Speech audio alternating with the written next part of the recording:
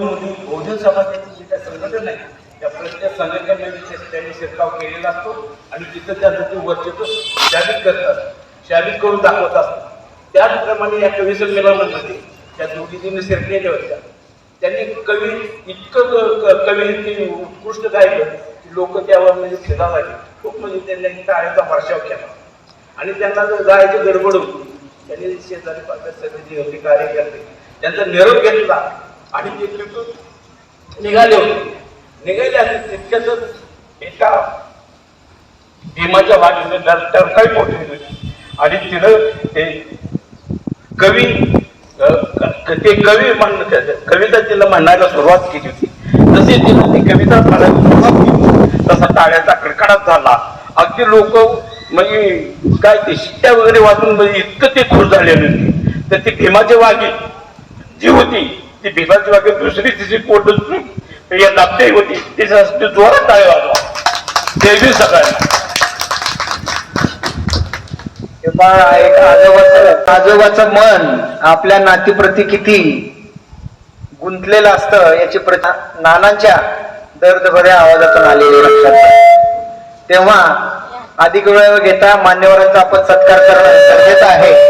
नानाचं मन भरून आलेलं होतं आणि ती डरकाळी आहे ती डरकाळी आज या प्रज्ञा शिशुविहार, प्रज्ञा प्राथमिक विद्यालय, रमणलाल शाह माध्यमिक विद्यालय, लोकसेवा ग्रंथालय, यशोदीप ग्रंथालय संस्थेच्या मैदानावर दिली जाणार आहे. त्या डरकाळीसाठी सुद्धा जोरदार टाळ्या लागतात. तर या ठिकाणी आता मान्यवरांचा आपण उपस्थितांच्या हस्ते सत्कार करूया. माया म्हैसकर त्याचबरोबर अशोक पाटील यांना विनंती करतो आपण सत्काराचं सर्व साहित्य तयार ठेवावं. यामध्ये आपल्याला पंचशिलेचा गमछा आहे, तो प्रेमाचा गमछा आहे लक्षात घ्या. गुलाब फूल आहे आणि त्या पद्धतीमध्ये तो देऊन आपण या ठिकाणी सत्कार करूया. यामध्ये जे जे सहभागी होत आहेत हा कार्यक्रम यशस्वी करण्यास त्यांचा सहभाग घेऊन आपण पुढे जाऊ आहे. माझ्या माहितीप्रमाणे आमच्या गायिका देवळकर ताई सुद्धा आलेले आहेत. त्यांचं स्वागत आपण जोरात टाळ्याच्या गजरामध्ये करूया, जोरदार टाळ्या. त्याचबरोबर या परिसरातील एक आपला तरुण कार्यकर्ता भूपेंद्र बेंगळे हा पण आला असेल तर त्यांचे आपण जोरदार टाळ्याच्या गजरामध्ये स्वागत करूया. तर मायाताई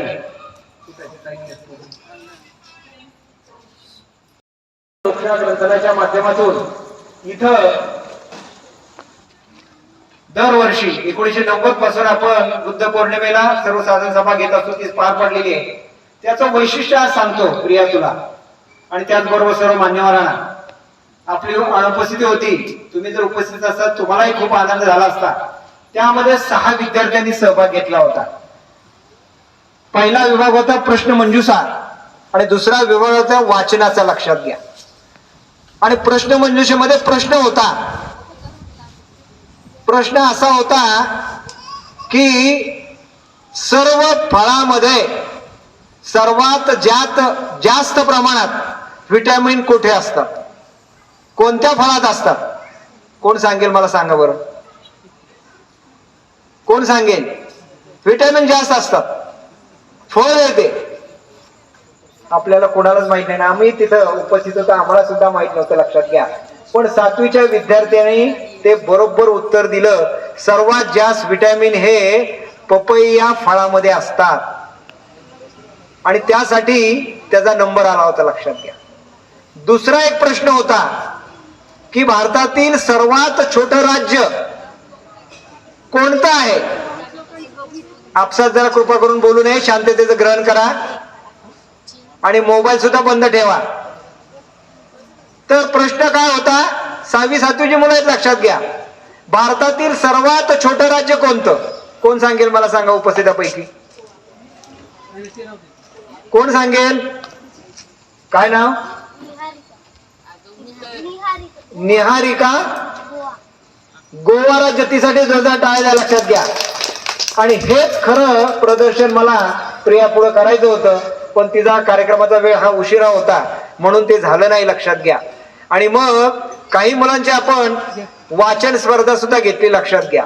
मग वाचनामध्ये त्यांनी काय वाचलं हे सुद्धा त्या मुलांना आम्ही विचारलं की नेमकं मुलं वाचतात काय. आपल्याला प्रश्न पडतो, आपल्या हातात प्रत्येकाने मोबाईल आहे, लक्षात घ्या. कार्यक्रम इथं चालू आहे तरी सुद्धा आपण मोबाईल बंद करत नाहीये, लक्षात घ्या, आणि त्याचा लाभ घेत असतो. मग प्रश्न विचारल्यानंतर त्याने उत्तरं दिली. मुलं 6वी 7वीची आहेत. एकाने सांगितलं मी गुरु आणि शिष्य याचे संबंध वाचले. बघा, 6वीचा मुलगा आहे, तो काय वाचतोय, गुरु आणि शिष्याचे संबंध कसे असावे. एकाने सांगितलं की मी शिवचरित्र वाचलं. 6वीचा मुलगा आहे. मगाशी गाले साहेबांनी आपल्याला सांगितलं वयाच्या 15व्या वर्षी 14व्या वर्षी 3 संस्कृत मधले ग्रंथ कोणी लिहिले, संभाजी महाराजांनी लिहिले. लक्षात, त्यापैकी एक बुद्धभूषण. लक्षात घ्या. रायरेश्वरावर शपथ घेतली वयाच्या 14व्या वर्षी छत्रपती शिवाजी महाराजांनी मी स्वराज्याची निर्मिती करणार म्हणून. लक्षात घ्या. आणि महात्मा ज्योतिराव फुलेंनी वयाच्या 17व्या वर्षी शिकायला सुरुवात केली. म्हणजे तो काळ हा होता ना. आत्ताची मुलं जी 10 वर्षाची 12 वर्षाची 11 वर्षाची ती कुठं चाललेली आहे आणि आपण त्यांना कसं घडवतोय हे मुद्दाम होऊन थोडा अवधी आपल्याकडून घ्यावा आणि कार्यक्रमाचं रूपरेखा तुम्हाला सांगावी म्हणून ते झाला. त्यानंतर त्या पद्धतीने त्यांना सन्मानित केलं, सत्कार त्यांचे केले आणि मुलं गेलेली आहेत. लक्षात घ्या. तर अशा पद्धतीमध्ये आजचा हा पूर्वार्ध आपण लोकसेवा ग्रंथालयाच्या माध्यमातून पार पाडलेला आहे. आणि आज इथं ढाले साहेबांचं एक वैशिष्ट्य सांगायचं मला. लक्षात घ्या. ते सारखे आमच्या बापूसाहेब लोंढेंना म्हणजे अध्यक्षांना विनंती करतात की तुम्ही काहीतरी रोख रक्कम घ्या तुमच्या ग्रंथालयाची विहारासाठी मदतीसाठी. लक्षात घ्या. परंतु त्यांनी ते स्वीकारले नाहीये. मग त्यांच्या डोक्यात विचार आला वाचाल तर वाचाल म्हणून त्यांनी काय केलं, आज आपल्या शाळेतील विद्यार्थ्यांना ग्रंथालयाला उपलब्ध पुस्तकं करून दिले, पुस्तकाचा संच. लक्षात घ्या. आणि तो आज आपण स्वतः आमच्या ग्रंथपाल आणि त्याचबरोबर माजी अध्यक्ष जगताप साहेब आणि आजी अध्यक्ष बापूसाहेब लोंढे यांना विनंती करतो की ते त्यांनी स्वीकार करावा. आणि त्या पुस्तकाचं वैशिष्ट्य आहे बघा, पुस्तकाचं वैशिष्ट्य असं आहे जे तथागतांचे अनुयायी आहेत. पेरियर स्वामी यांचा पुस्तकाचा संच आहे आणि त्यांनी सुद्धा देव नाकारलेला आहे. देव अस्तित्वातच नाहीये. अशा पद्धतीत त्यांनी दक्षिणेकडच्या भागामध्ये त्यांना प्रति आंबेडकर संबोधलं जातं, महात्मा ज्योतिराव फुले संबोधलं जातं किंवा संत गाडगे महाराज संबोधलं जातं. लक्षात घ्या. तर अशा पेरियर स्वामींचे पुस्तकाचा संच या ठिकाणी आमच्या या दोन्ही आजी आणि माजी अध्यक्षांनी आणि त्याचबरोबर ग्रंथपालांनी स्वीकारावा आणि ढाले साहेबांनी त्यांना तो द्यावा आणि प्रियाने त्याला थोडाफार हातभार लावावा की आपल्या विचारामध्ये खऱ्या अर्थाने विज्ञान असलं पाहिजे. जोरदार टाळ्याचा गजर करूया आणि या पुस्तकाचा आपण स्वीकार करूया आणि आपल्यातल्या सगळ्या श्रद्धा अंधश्रद्धा गाडून टाकूया. खूप खूप धन्यवाद. आणि या ठिकाणी आता मुख्य कार्यक्रमाला सुरुवात करतोय. त्यामध्ये वयाने छोटी असलेली आंतरराष्ट्रीय कीर्तीची आपली व्याख्याती प्रिया नप्तेचा सत्कार नाना त्याचबरोबर ढाले साहेब आणि आमच्या लोंढे साहेबांनी करावा आणि आपण टाळाच्या गजरामध्ये तिला आशीर्वाद द्यावे. त्यामध्ये एक पंचशिलाचा गामछा आहे, गुलाब पुष्प आहे आणि त्याचबरोबर पुस्तक पण एक आहे. त्यामध्ये पुस्तक पण एक आहे महात्मा ज्योतिराव फुल्यांचं. ठीक आहे. महात्मा फुल्यांचं गुलामगिरी हे पुस्तक आपण तिला भेट देतोय. जोरात टाळ्याचा गजर करावा आणि गुलामगिरी नष्ट करण्यासाठी प्रियाने कार्य करावं. जोरदार टाळ्या. टाळ्याचा आवाज येत नाहीये. आजूबाजूच्या परिसरात आवाज गेला पाहिजे.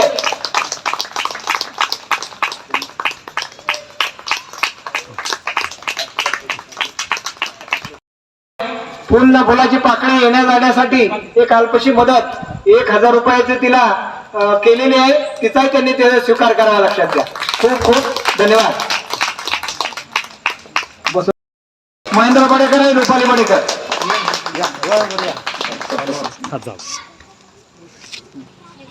ढाले साहेबांचा सन्मान होतोय, सत्कार होतोय. गुलाब पुष्प देऊन, गमछा देऊन जोरदार टाळ्याचा गजर. मागे पडसाल बरं का. डाले साहेबांचा सत्कार आणि सन्मान होतोय. जोरदार टाळ्याचा गजर. खूप खूप धन्यवाद. त्याचबरोबर हा कार्यक्रम यशस्वी करण्यासाठी आमच्या सुविध पत्नी मनोरमा पाटील यांचा सन्मान आणि सत्कार होतोय. तो स्वीकारायचा दोघा उभयतांनी, कारण दर रविवारची पूजा, प्रतिमा पूजन उत्साह होईल आणि प्रेम निर्माण होईल. तेव्हा अशोक पाटलांचा सत्कार डाले साहेबांना आणि त्याचबरोबर सिरसाट साहेबांना करतो की आपण तो पद्धती त्यांचा दोघांचाही करावा. सिरसाट साहेब करा आणि त्यात लोंढे साहेब सुद्धा सहभागी होतील. दोघांचा विभागांचा करा सत्कार. अलीकडे मागे चाल बरं. जोरदार टाळ्याचा गजर. पाटलांच्या शाळेमुळे जर रविवारी इथे मुख्यपूजा संपन्न होते, लक्षात घ्या. त्यांच्या पत्नी सुद्धा दरवेळेस फुलं घेऊन येतात, हार घेऊन येतात. आजची जबाबदारी त्यांनीच पार पाडलेली आहे. जोरदार टाळ्याचा गजर त्यांच्यासाठी करण्यात यावा. या ठिकाणी आमचे तरुण कार्यकर्ते निकाळजे आलेले आहेत, त्यांनाही मी या ठिकाणी निमंत्रित करतो. निकाळजे साहेब या वर या. त्यांचाही सत्कार आणि सन्मान आपण करूया. आमच्या जगताप साहेब आणि लोंढे साहेबांनी विनंती करतो आपण त्यांचा पंचशिलाचा गमछा आणि गुलाब पुष्प देऊन करावा. निकाळजेंचा जोरदार टाळ्याचा गजर. प्रत्येक कार्यक्रमात त्यांचा सहभाग असतो, आपल्याला मदत करतात. कार्यकर्ता हा आपल्या घरातला असावा अशी भावना त्यांनी निर्माण केलेली आहे. त्यांचा याचे सत्कार आणि सन्मान लोंढे साहेब आपण आणि जगतापांनी करावा अशी मी त्यांना विनंती करतो. जोरदार टाळ्याचा गजर. टाळ्या कमी पडतायत, लक्षात घ्या. जेवढ्या टाळ्या वाजवत तेवढे आपल्याला जेवण अन्नदानाचा लाभ मिळणार आहे, लक्षात घ्या. खूप खूप धन्यवाद. आणि सत्कार करावा आणि जोरदार टाळ्याचा गजर करावा, लक्षात घ्या. खूप खूप धन्यवाद.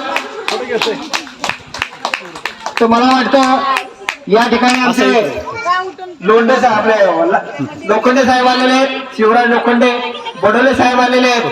त्याचबरोबर राऊत हातात येतोय, तिने आता व्याख्यानाला आणि प्रबोधनाला सुरुवात करावी. खूप खूप धन्यवाद.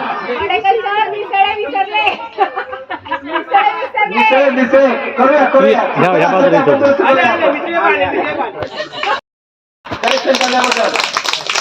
आणि आता हसत खेळत आपण पुढे जात राहूया.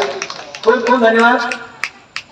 आणि प्रिया आता तू तुझा षटकार ढोकायला मोकळी आहे, तिथूनच करा.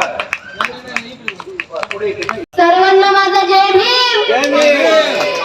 आवाज काय येत नाही, आवाज काय आला नाही, जोरात आवाज आला पाहिजे. जय भीम. सर्वांनी एकदा जोरदार घोषणा द्यायची आहे. छत्रपती शिवाजी महाराज की महात्मा ज्योतिराव फुलेंचा, डॉक्टर बाबासाहेब आंबेडकरांचा. जोरात आवाज आला पाहिजे. आपण बाबासाहेबांचे अनुयायी आहोत. खरं तर बाबासाहेबांनी संविधान लिहिलं म्हणून आज आपण माणूस म्हणून जगत आहोत. म्हणून आवाज हा हडपसरपर्यंत गेला पाहिजे. जोरात आवाज एकदम. डॉक्टर बाबासाहेब आंबेडकरांचा. आता आवाज छान आला.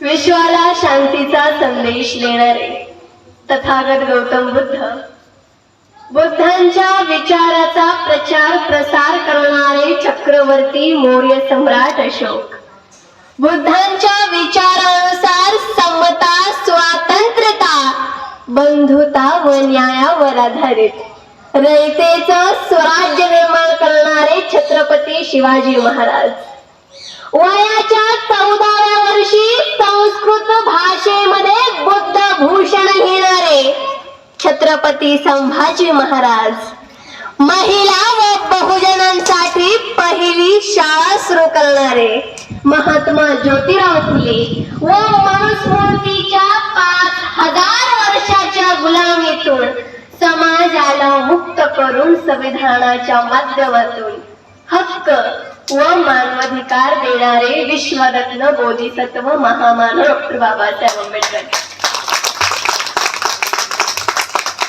प्रथमतः या सर्व महापुरुषांना मी प्रिया नुकते विनम्र असं अभिवादन करते.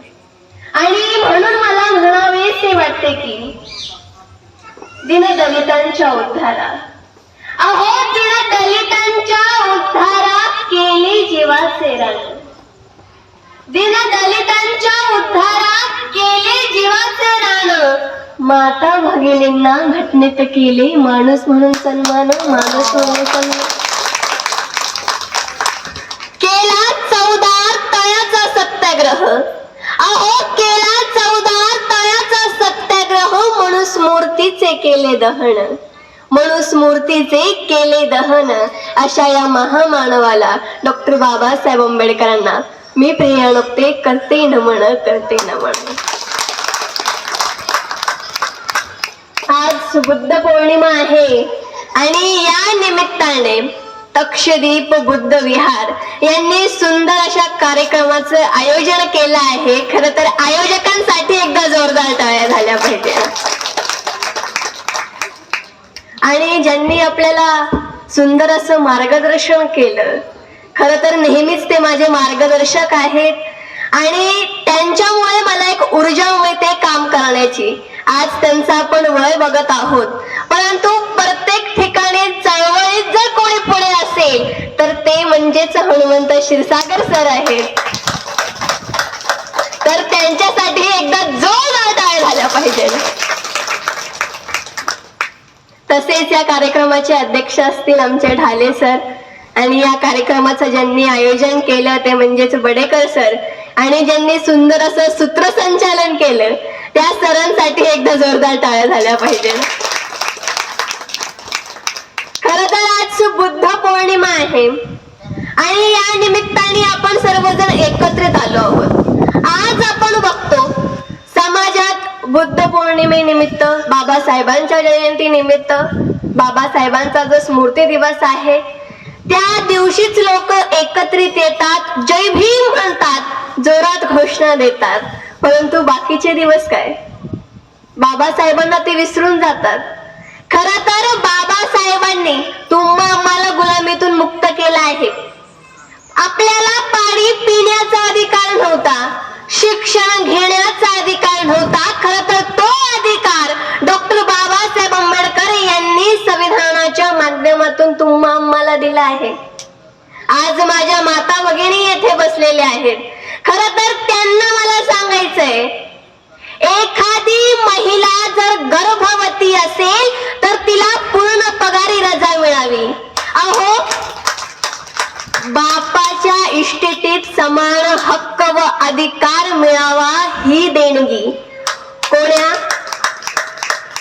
1500 रुपये देणाऱ्या देवाभाऊची नसून ही देणगी डॉक्टर बाबासाहेब आंबेडकरांची आहे. म्हणून बाबासाहेबांचा फोटो हा घरात असायलाच हवा. आणि नुसता फोटो असून काही उपयोग नाही, त्यांची पुस्तकही घरात असायला हवी. कारण त्यांनी तुम्हा आम्हाला माणूस म्हणून जगण्याचा अधिकार दिला आहे. खरं तर बाबासाहेबांनी गुरु मानला छत्रपती शिवाजी महाराज, तथागत गौतम बुद्ध, महात्मा ज्योतिराव फुले यांना. आणि आज बुद्ध पौर्णिमा है, इसीलिए मैं कहना चाहती हूँ कि सर, इस भारत देश का जो आधार है वो तथागत गौतम बुद्ध के विचार है, लेकिन इस देश ने बुद्ध को ही मिटा दिया. अरे आज से करीब 2500 साल पहले इस भारत में बुद्ध का जन्म हुआ था. बरोबर है ना ताई? बरोबर है ना? भारत में बुद्ध का जन्म हुआ था. आज में हम संशोधन करते हैं, किसी जगह की खुदाई करते हैं तो हमें बुद्ध के ही शिल्प और अवशेष दिखाई देते हैं. बुद्ध हमें बाहर आके अवगत करते हैं कि यह बुद्ध की भूमि है, बुद्ध की ही भूमि रहेंगी और बुद्ध की ही भूमि है. बुद्ध को किसने विष्णु का अवतार कहा, लेकिन उन्होंने न विष्णु को देखा न बुद्ध को जाना. बुद्ध कहते थे कि मानो मत पहले जानो, अगर जाना ही नहीं तो मानना मूर्खता होगी. बुद्ध के विचारों को सम्राट अशोक ने भारत में पुनः स्थापित किया और उनके बाद डॉक्टर बाबा साहब अम्बेडकर ने 1956 को 14 अक्टूबर को बुद्ध को भारत में स्थापित कर संविधान और तिरंगे पर बुद्ध को स्थान दिया. इसीलिए दुनिया कहती है हमें युद्ध नहीं बुद्ध चाहिए, युद्ध नहीं बुद्ध चाहिए. ये इतिहास है. खर तर जे सिद्धार्थ गौतम बुद्ध होते त्यांचे वडील सिद्धोधन हे शाक्य कुलीन वंशाचे अधिपती म्हणजेच शेतकरी कुणबी राजा होते आणि त्यांचा मुलगा सिद्धार्थ गौतम यांनी वयाच्या 29व्या वर्षी आपला सुखी संसार सोडून राणावनांचा मार्ग धरला. अत्त दीप भव हा महान संदेश दिला. तुम्हीच तुमचे गुरु होऊ शकता. तुम्हाला तथाकथित गुरु करण्याची गरज नाही आणि कोणाच्या शरण अथवा पाया पडण्याचीही गरज नाही. पाणी एक मिनिट.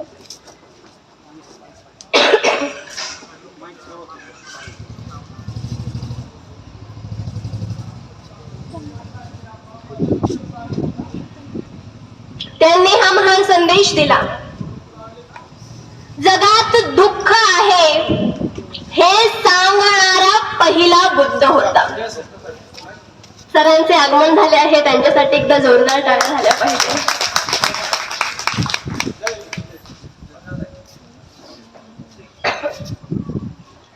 खर तर जगात दुःख आहे हे सांगणारा पहिला बुद्ध होता आणि दुःख अष्टांग मार्गाने नष्ट होते हेही सांगणारा पहिला बुद्ध होता आणि जगातील दुःख नष्ट करून सुख मिळवून देणाराही पहिला बुद्ध होता.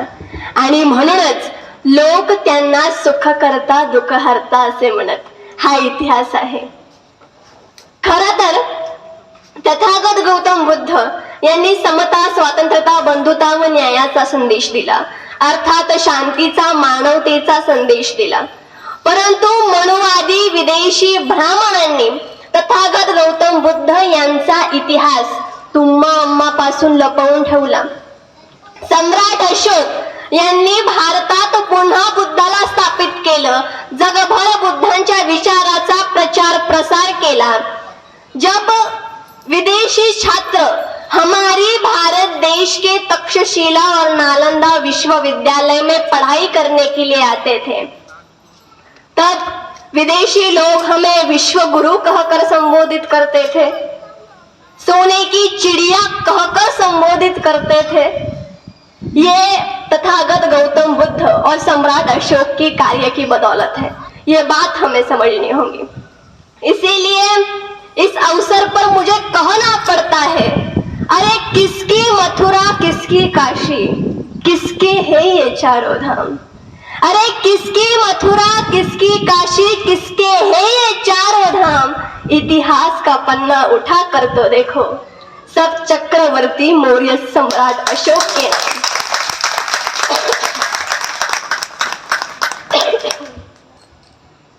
सततच्या कार्यक्रमामुळे थोडा घसा खराब आहे, म्हणून आपण समजून घ्यावं. आत्ताच काही दिवसापूर्वी यवतमाळला देखील कार्यक्रम झाला डॉक्टर बाबासाहेब आंबेडकर यांच्या जयंती निमित्त, आणि तिथे देखील मी माझं व्याख्यान प्रस्तुत केलं. परंतु जेव्हा आपण महापुरुषांचे खरे विचार सांगतो तेव्हा आपल्याला बऱ्याच अडचणींचा सामना करावा लागतो.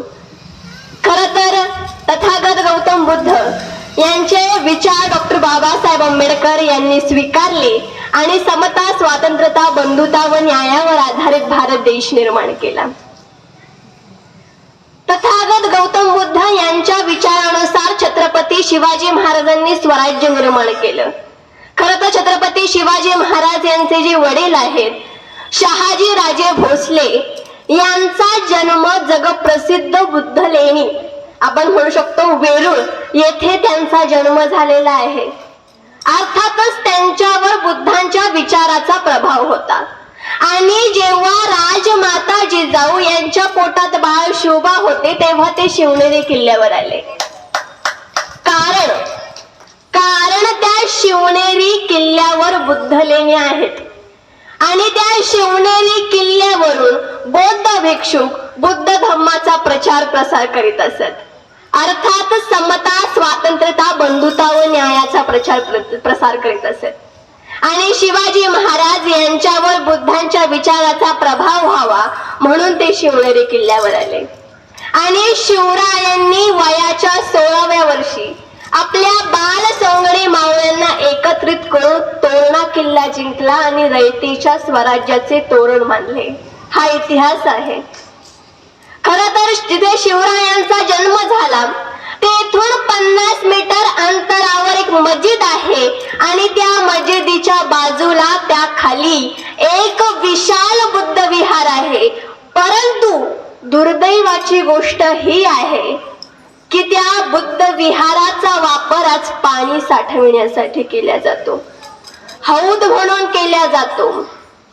म्हणजेच मनुवादी व्यवस्था आपला इतिहास लपवण्याचा प्रयत्न करीत आहे. आज आपण बघतो सम्राट अशोक यांनी 84,000 बुद्ध विहार निर्माण केली आहे. जे पंढरपूरचं मंदिर आहे ते देखील एक बुद्ध विहार आहे. याचा आपण सर्वांनी विचार करायला हवा. शिवरायांनी तथागत गौतम बुद्धांना आदर्श मानलं. जेव्हा 6 जून 1674 शिवरायांचा राज्याभिषेक झाला, त्यांच्या राज्याभिषेकाला पुण्यातील मनुवादी ब्राह्मणांनी क्षुद्र म्हणून नकार दिला होता. तेव्हा शिवरायांचे काही सहकारी काशीला गेले आणि त्यांनी काशीच्या गागा भट्टाला तथागत गौतम बुद्ध आणि शिवरायांचं नातं समजून सांगितलं.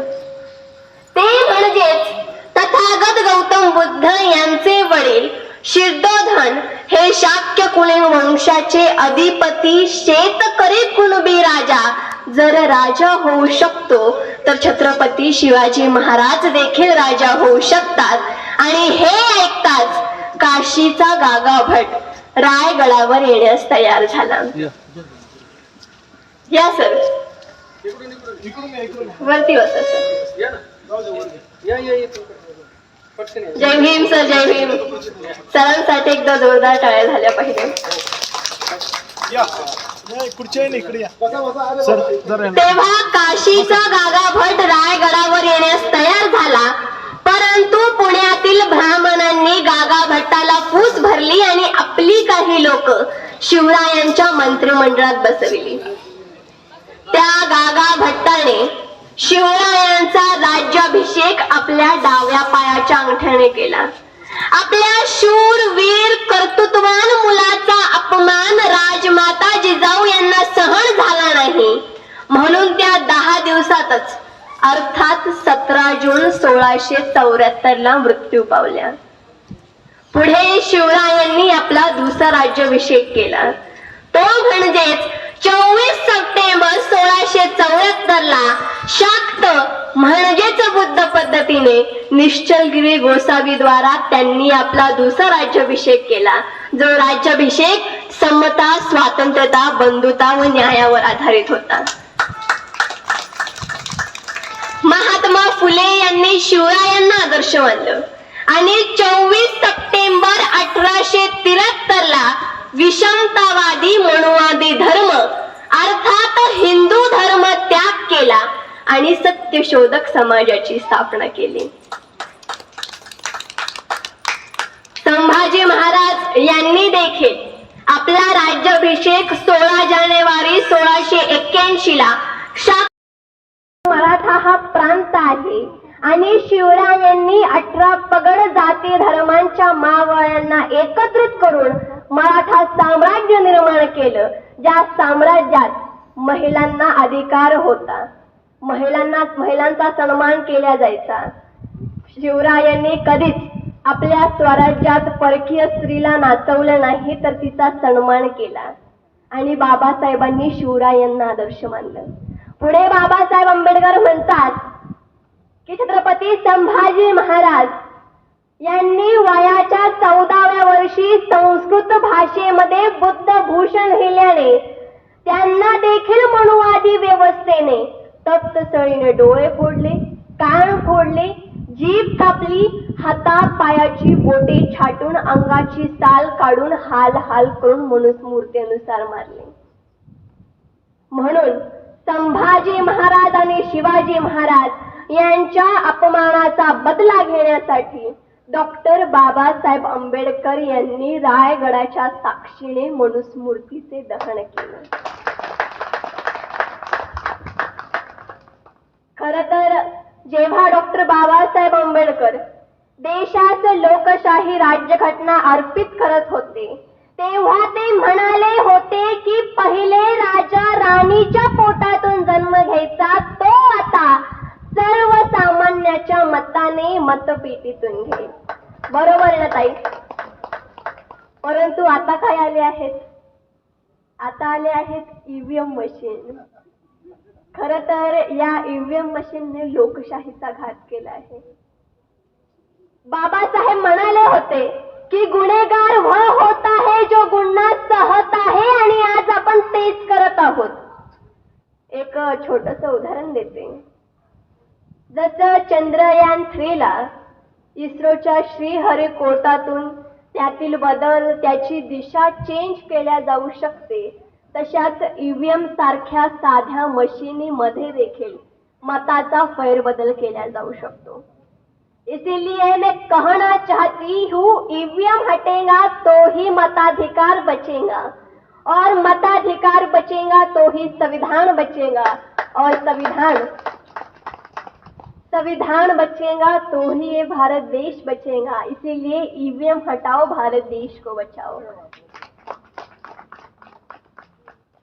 आज आपण बघतो खाण्यापिण्याच्या वस्तूंवर आपल्याला जीएसटी रूपाने टॅक्स भरावा लागतो.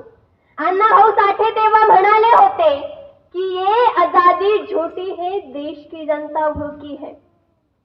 आजकल का जो भारत का युवा है ना सर, इसके बारे में मैं कहना चाहती हूँ कि ये युवा इतना वीर है, मंदिर मस्जिद के लिए खून बहा सकता है, लेकिन कायर इतना है कि जो रोजगारों के मुद्दों पर सवाल तक नहीं उठाता. अरे एक तथ्य यह भी है कि हमारे पास राफेल है, लेकिन गरीबों के घरों में राशन नहीं. गांव और शहर की बेटियां खेल के माध्यम से अपना नाम रोशन करना चाहती है, लेकिन सुनने में आती है उनकी सिसकियां. अरे मणिपुर की घटना को देखा जाए तो दुखद शब्दों में कहना पड़ता है कि दुनिया में भारत ऐसा अकेला देश है जिस देश में मिट्टी की बनी हुई औरत को, गौर से सुनिएगा, मिट्टी की बनी हुई औरत को कपड़े पहनाकर देवी कहा जाता है, नमन किया जाता है, और जिंदा औरत को निवृत्त कर सड़कों पर घुमाया जाता है. क्या अभी भी लगता है हम स्वतंत्र हैं? इसी बात पर मुझे वो अण्णा भाऊ साठे की काव्य पंक्तियां याद आती है. ते म्हणतात, ही न्याय व्यवस्था, ही न्याय व्यवस्था काही कांची रखेल झाली, ही न्याय व्यवस्था काही कांची रखेल झाली, ही संसद ही हिजाड्यांची हवेली झाली, हिजाड्यांची हवेली झाली. मी माझ्या व्यथा मांडू कोणाकडे, मी माझ्या व्यथा मांडू कोणाकडे, कारण येथली न्याय व्यवस्था भ्रष्टतेने रंगीन झाली, भ्रष्टतेने रंगीन झाली. आज आपण पुन्हा गुलाम झालो आहोत. या मनुवादी व्यवस्थेने तुम्हा आम्हाला गुलाम केला आहे. आज शिक्षण घेणारा व्यक्ती देखील घरी बसलेला आहे, त्याला रोजगार नाही, शिक्षण घेऊन देखील काही उपयोग नाही. खरं तर या मनुवादी व्यवस्थेने 62,000 सरकारी शाळांचं खाजगीकरण केलं, तुम्हा आम्हाला गुलाम बनविलं. म्हणून या गुलामांना पाहून तर मला म्हणावंसं वाटतं, बा भीमा, बा भीमा, तुझ्या त्या चळवळीची राख रांगोळी केली, बा भीमा, तुझ्या त्या चळवळीची राख रांगोळी केली, सिंहावानी डरकाळीची बंद आरोळी झाली, तुझ्या त्या चळवळीची राख रांगोळी केली, सिंहावानी डरकाळीची बंद आरोळी झाली. कावळे कालचे, कावळे कालचे झाले बेलगाम पुन्हा, कावळे कालचे झाले बेलगाम पुन्हा, भीमा तुझं बाळ आता झालं रे गुलाम पुन्हा, भीमा तुझं बाळ आता झालं रे गुलाम पुन्हा. आज ही मनुवादी व्यवस्था तुम्हा आम्हावर बळकवत चाललीये. आपल्या शिक्षणाचा अधिकार या मनुवादी व्यवस्थेने हिरावून घेतलेला आहे.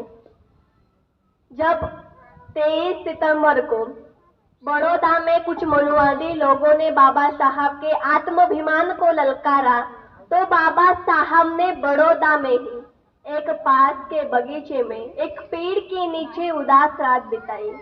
उन्होंने सोचा कि मेरे जैसे विदेश से आए हुए शिक्षित के साथ ये मनुवादी लोग ऐसा व्यवहार करते होंगे, तो मेरे समाज के अशिक्षित और अनपढ़ लोगों के साथ कैसा व्यवहार करते होंगे.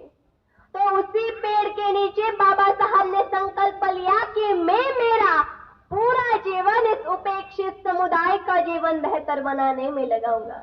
मैं उन्हें हक और मानवाधिकार दिलाऊंगा जो उन्होंने हमें संविधान के माध्यम से दिलाए हैं. जिस धर्म का आधार वर्ण भेद व्यवस्था है, उस विषमतावादी हिंदू धर्म को बाबा साहब ने त्याग किया. आज कुछ लोग गर्व से कहते हैं कि हम हिंदू हैं, लेकिन उस हिंदू शब्द का अर्थ फारसी में गुलाम, कैदी और काफिर होता है.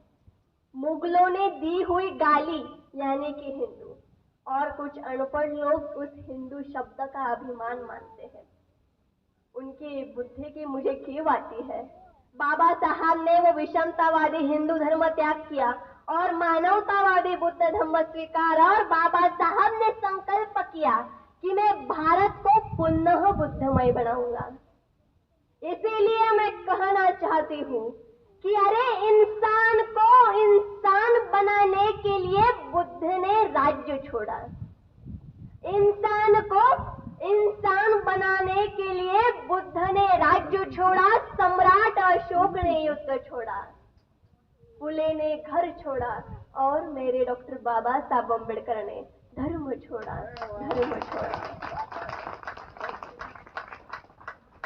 इसीलिए मेरा एक एक्सपीरियंस मैं आप सबको बताना चाहती हूँ कि मैं 1 नवंबर 2022 को अजंता गुफाएं देखने गई थी. वहाँ के बुद्ध शिल्प तथा चित्र देखकर मैं बुद्ध के विचारों से प्रभावित हुई, और वही मैंने संकल्प किया कि मैं भारत को ही नहीं तो पूरे विश्व को बुद्धमय बनाऊंगी. आणि आज आपण सर्वांनी संकल्प करायचा आहे की आपण भारतालाच नाही तर पुऱ्या विश्वाला बुद्धमय बनवूयात. इसीलिए गर्व से कहो हम बुद्ध है. सर्वांनी जोरदार घोषणा द्यायची आहे. मी म्हणणार गर्व से कहो, आणि आपण म्हणायचंय हम बुद्ध है. म्हणणार ना? येस, बुद्ध म्हणजेच विद्वान. आपण विद्वान आहात ना सर्वजण विद्वान?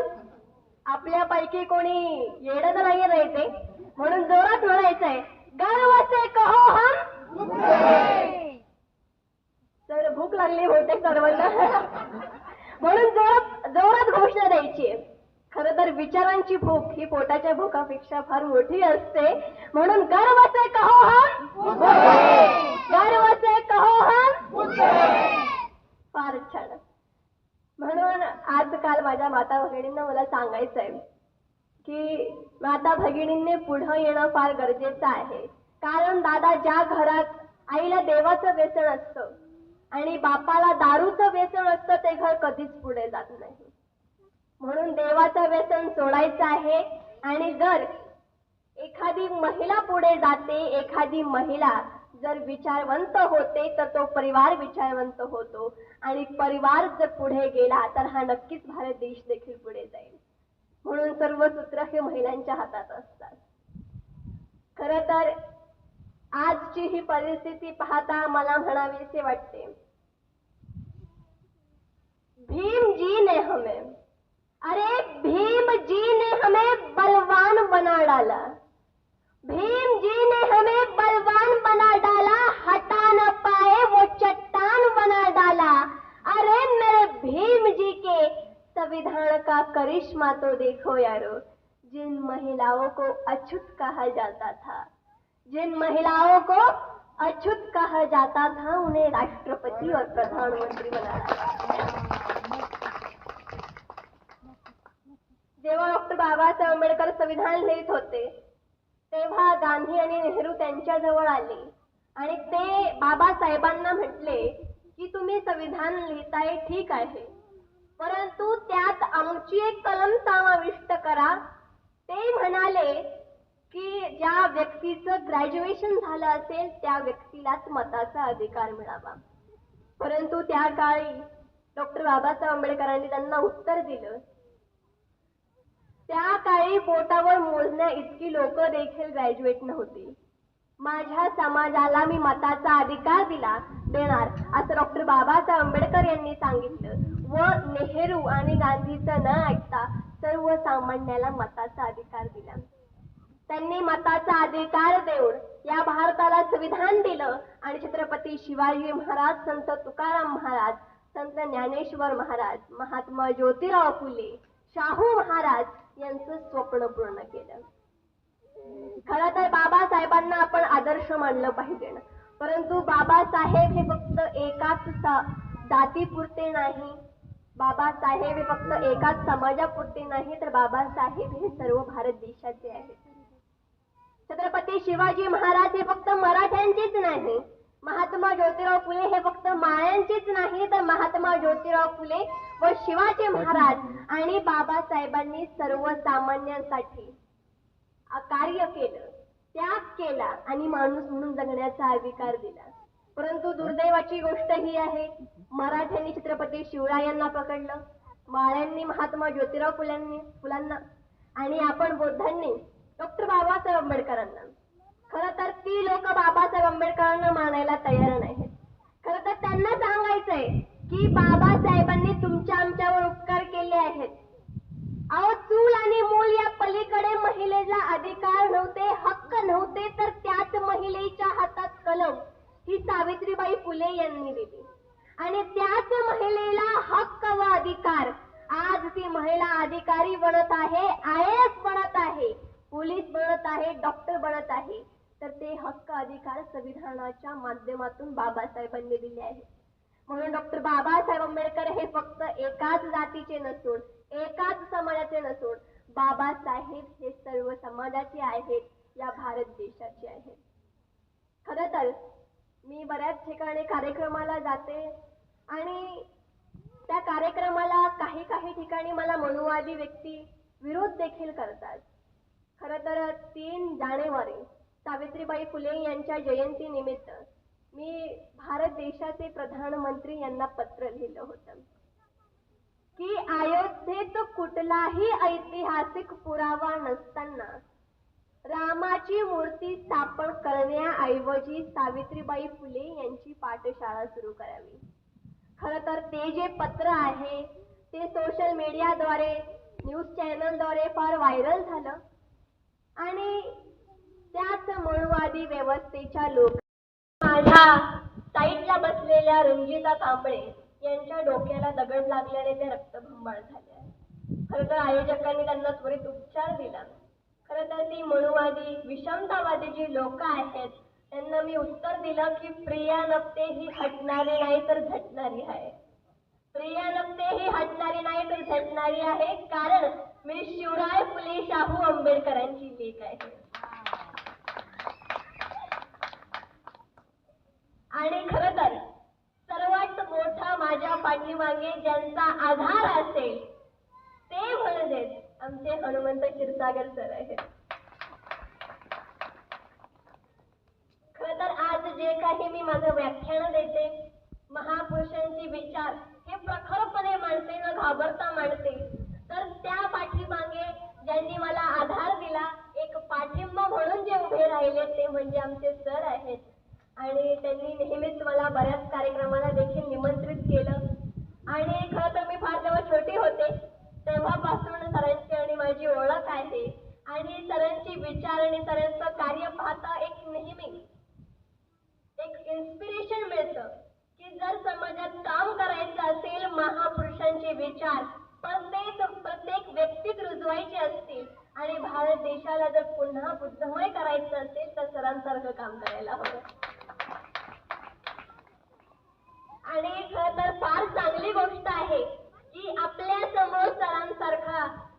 आधार आहे, एक व्यक्तिमत्व आहे. खरं तर त्यांच्या विचारासारखं आपण होऊयात, त्यांच्यासारखं काम करण्याचा आपण प्रयत्न करूयात. आणि माझ्या माता भगिनींना माझी विनंती असेल की जर तुम्ही महापुरुष वाचलेत, महापुरुषाची पुस्तकं वाचलीत, तर ती पुस्तकं वाचल्यानंतर आपल्या मुलाबाळांना महापुरुष सांगण्याचा प्रयत्न करा. कारण जर त्यांना छत्रपती शिवाजी महाराज, महात्मा ज्योतिराव फुले, डॉक्टर बाबासाहेब आंबेडकर समजतील, नक्कीच ते भारत देशाचं भविष्य उज्ज्वल करतील. खरं तर आपण सर्वजण माझं मनोगत ऐकलं. खरं तर मला फार लेट झालं यायला ट्रॅफिक असल्यामुळे, आणि सरांनी फार आग्रह केला होता की कार्यक्रमाला यायचं, आणि आज क्लासला सुट्टी देखील मिळाली. त्याबद्दल फार लेट झाल्यामुळे मी आपल्या सर्वांची माफी मागते. आणि आपण सर्वांनी माझं मनोगत ऐकलं याबद्दल आपणा सर्वांचे आभार मानते. आणि सर्वांनी पुन्हा एकदा जोरदार घोषणा द्यायची आहे. देणार ना? आवाज काय आला नाही, जोरात. छत्रपती शिवाजी महाराज की, महात्मा ज्योतिराव फुलेंचा, सावित्रीबाई फुलेंचा, डॉक्टर आंबेडकरांचा, माता रमाईंचा, सम्राट अशोकांचा. आणि पुन्हा एकदा मला कौतुक करायचे आहेत आमचे बेडकर सरांचे, बडेकर सरांचे व त्या परिवाराचे. खरं तर त्यांनी खूप छान अशा कार्यक्रमाचं आयोजन केलं. खरं तर त्यांच्यासाठी एकदा जोरदार टाळ्या झाल्या पाहिजे. आणि जे सुंदर असं सूत्रसंचालन करतात, खरं तर त्यांचा सत्कार राहीलच. त्यांचा सत्कार देखील आपल्याला करायचा आहे, म्हणून या सरांसाठी एकदा जोरदार टाळ्या झाल्या पाहिजे.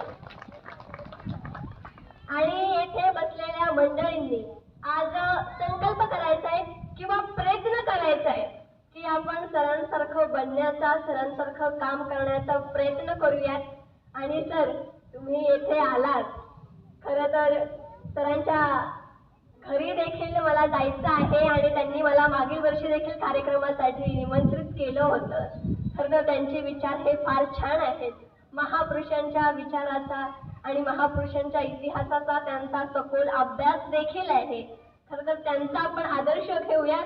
आणि सरांचं मार्गदर्शन देखील ऐकायला फार छान वाटलं. एखाद दिवशी सरांचं व्याख्यान झालं तर फार उत्तम होईल. म्हणून सरांसाठी एकदा जोरदार टाळ्या. आणि ज्या माता भगिनींनी या कार्यक्रमासाठी धडपड केली, या कार्यक्रमाचं सुंदर असे आयोजन केलं, त्या माता भगिनींसाठी देखील जोरदार टाळ्या झाल्या पाहिजे. आणि अशी सुंदर कार्यक्रम नेहमी होत राहिली तर या भारत देशाला पुढे जाण्यास वेळ लागणार नाही. आणि बुद्धांचे विचार हे तळागाळात पोहोचतील याची खात्री मी देते. व आपणा सर्वांचे मी आभार मानते. सर्वांना माझा सप्रेम जय भीम. जोरात जय भीम. जय भीम म्हणायला वाटते नाही ना? कारण की बाबासाहेबांनी तुम्हा आम्हाला माणूस म्हणून जगण्याचा अधिकार दिला आहे, म्हणून गर्वाने म्हणायचंय जय भीम. जय शिवराय, नमो बुद्धाय. पहा, तुम्ही आता खऱ्या अर्थानं किती चार्ज झालेला आहात. तेव्हा मी आपल्याला आग्रहाची कळकळीची विनंती करतोय की प्रियासाठी उभे राहून जोरात टाळ्या करायला पाहिजे. कृपा करून जोरात.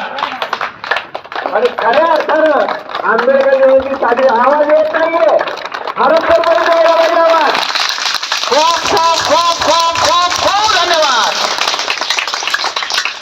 धन्यवाद. या ठिकाणी खास आवर्जून या ज्ञानाच्या मंदिरात ज्यांचा चरणस्पर्श झालेला आहे, आमचे आदरणीय धावरे साहेब, त्याचबरोबर आमचे साहित्यिक भीमराव कांबळे साहेब, आणि सगळ्यांना बरोबर घेऊन सगळ्या विविध विचाराच्या फुलांना बरोबर घेऊन पुढे जाणारे आमचे वनंजे सर यांचा सत्कार होणं हे मी या प्रसंगी उचित समजतोय.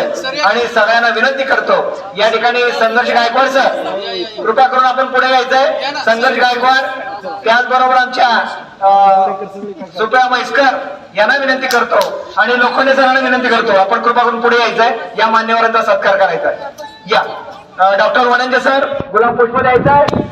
सगळ्या विचाराला हरसर पंचकोशीमध्ये तथागतांच्या या विचाराला, शिवरायांच्या विचाराला, महात्मा ज्योतिराव फुलेंच्या विचाराला पुढाकार घेऊन पुढे जाणारे डॉक्टर महेंद्र सर यांच्यासाठी जोरदार टाळ्या. धन्यवाद. त्यांच्या या चांगल्या विचाराला साथ देणारे आमचे सर्वांचे मार्गदर्शक धावरे साहेब यांचा यशस्वी सत्कार आणि सन्मान लोखंडे सरांनी करावा आणि आपण टाळ्याचा गजर करून त्यांना सन्मानित करावं. या ठिकाणी खास करून उपस्थित झालेले आमचे संविधानाचं निर्मिती करणारे, तुम्ही म्हणाल डॉक्टर बाबासाहेब आंबेडकर का? तर नव्हे, घराला संविधानाचं नाव, महालाला संविधानाचं नाव देणारे आमचे भीमराव कांबळे साहेब आहेत, त्यांचाही जोरदार सत्कार झाला पाहिजे. तथागतांचा विचार, बाबासाहेबांचा विचार आणि सुप्रिया सुळेंना, आपल्या सुप्रिया म्हैसकरांना विनंती करतो. खासदार निश्चित होती, या परिसरातील महिला सदस्य निश्चित होतील म्हणून सुळेंचं नाव आलेलं लक्षात घ्या. जोरदार टाळ्याचा गजर. खूप खूप धन्यवाद. या ठिकाणी आता आवर्जून आणि आपल्या सगळ्यातील मगाशीच आपल्याला मार्गदर्शन केलं की तथाकथापासून फार सविताताई आंबेडकरांपर्यंत ज्यांनी घेऊन गेलं, तसेच वयोवृद्ध असलेले दिवार गुरुजी या ठिकाणी आलेले आहेत आणि हे संकुल खऱ्या अर्थानं विद्यार्थी प्रिय, गुरुजनांना बरोबर घेऊन जाणार, समाजातील सर्व घटकांना बरोबर घेऊन जाणार असं या प्रज्ञा संकुलात उपस्थित झाल्याबद्दल महेंद्र पडेकर यांना विनंती करतो आणि त्यांच्या पत्नीला विनंती करतो, अशा गुरुजनांचा आपण यशस्वी सत्कार करावा. कारण आपण शिक्षण क्षेत्रात काम करत आहात. श्रीलंका फाउंडेशनच्या माध्यमातून असंख्य इंटरनॅशनल स्कूल चालवत आहात आणि त्याची महती लोकप्रियता संपूर्ण हडपसर परिसरामध्ये पसरत चाललेली आहे. तेव्हा या आदरणीय दिवार गुरुजींचा सत्कार टाळ्याच्या गजरामध्ये आपण करूया. खूप खूप धन्यवाद. टाळ्या कमी पडतात. गुरुजनांच्या प्रति आदर. खूप खूप धन्यवाद. कुणी जाऊ नये, कार्यक्रमाची सांगता करतोय आपण. सत्कार तिने करावा.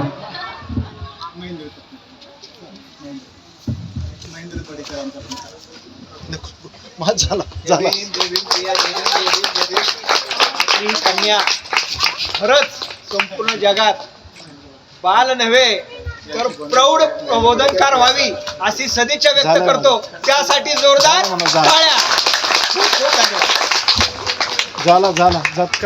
झाला की माझा झाला सर झाला याला विनंती करतो की महेंद्र पडेकरांचा सत्कार तिने करावा.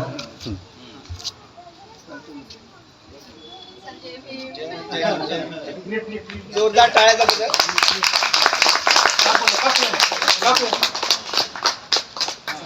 मॅडम तुम्ही पण या. व्यवस्थित यांचं व्यवस्थित.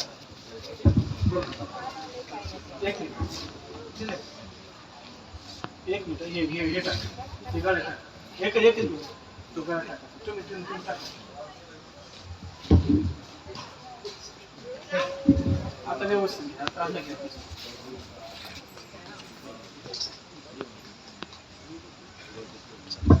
थँक्यू. तुला यशस्वी सत्कार सन्मान करतोय. या प्रसंगी संघर्ष गायकवाड सर, त्याचबरोबर सर्व मान्यवर उपस्थित झालेले आहेत. या सगळ्यांचं मी शाब्दिक शब्द फुलांनी आभार व्यक्त. किती मोठा आहे आपण पाहतोय. शिवरायांचा जो काही आपल्याला स्वराज्याचा मंत्र दिलेला आहे तो किती मोठा आहे.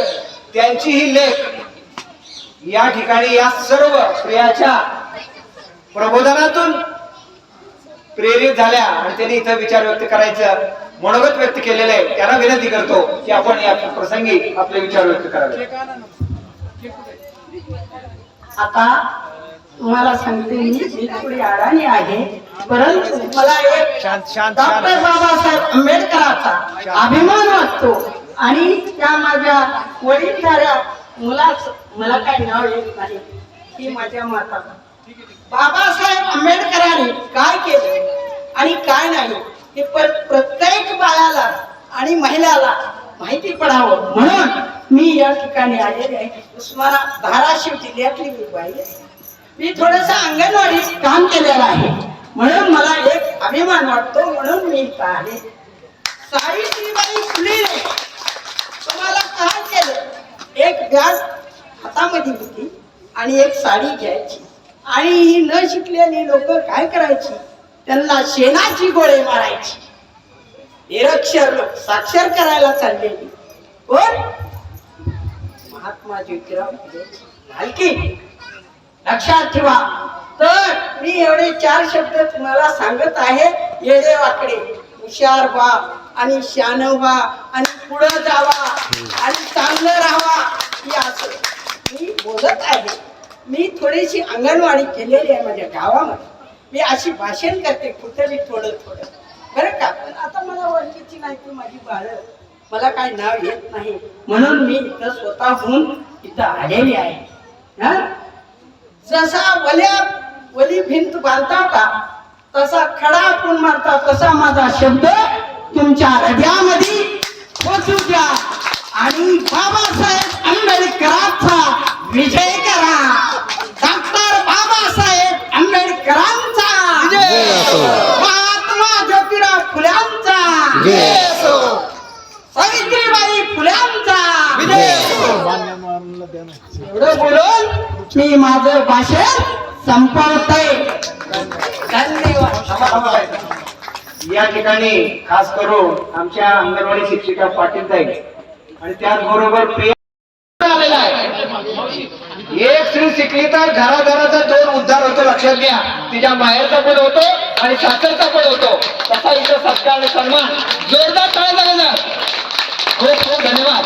बोलो भीम भगवान की जय. शिवाजी महाराजांचा, रमाबाईचा. खूप खूप धन्यवाद. छान छान प्रिया. चला.